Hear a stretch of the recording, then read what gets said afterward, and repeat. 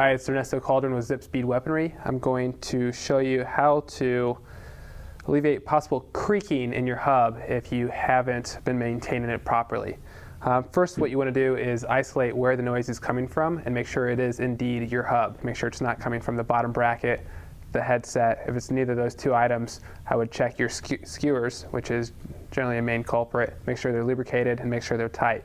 If neither of those three items solve it, what you want to do is go to the hub and make sure it's adjusted properly, which you can check on one of the FAQ videos that Bill True did. Very simple adjustment.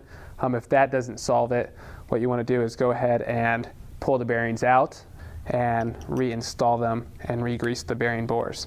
So what you want to do is go to your preload adjustment, 2mm, loosen it. This is the threaded side. One side is threaded, one is not. Pull that out. Go to the non-threaded side, loosen again, 2mm, pulls right off. Axle assembly slides right out. Pull out your dust covers. Go to the bearing. See if you can pull it out with your hand. Generally not the case. If you're lucky, maybe it will come out. So you just take a standard punch and a hammer. Very light action. Make sure it's pressed in there well. Just give it a light tap. Bearing pops right out. So what you want to do next is make sure the area is clean. So clean streak, any type of degreaser will work. Make sure it's not contaminated. Then take your grease gun or grease brush. Make sure that it's lubricated well. Again, you really can't put too much grease because you can always clean it up after the fact. I always like to put a little bit on the OD of the bearing as well.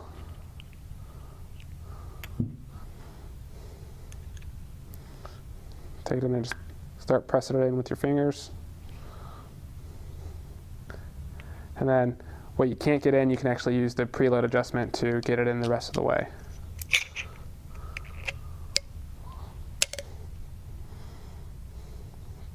Put your dust cover on there. Take your non-threaded side. Go ahead and cinch it down. Threaded side. This is actually going to help press the bearing in. Give it a few turns. You'll see that it starts pressing in very easily. And then you'll actually kind of over tighten it a little bit just to make sure that it's pressed all the way in.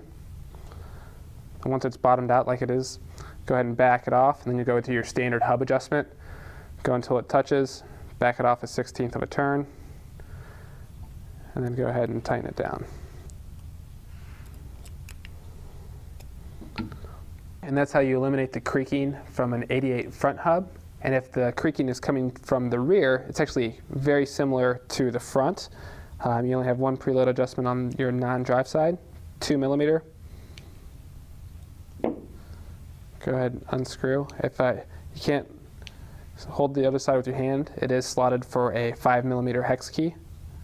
Slide free hub body off. Then you can go ahead and make sure you have your shims. On the Campy compatible version, you have 2. On the SRAM version, you have 1. Make sure you don't lose those.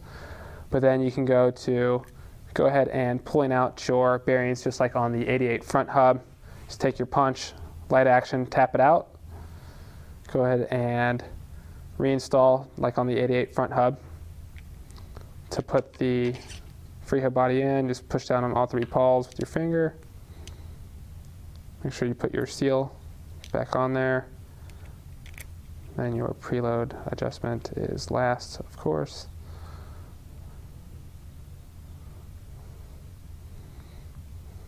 Go until it touches, 1/16 of a turn back, and then tighten it down with your 2mm hex key. I'm Ernesto Cauldron with Zipp, and that is how you eliminate any creaking from your 88 188 hubs and how to properly maintain them as well.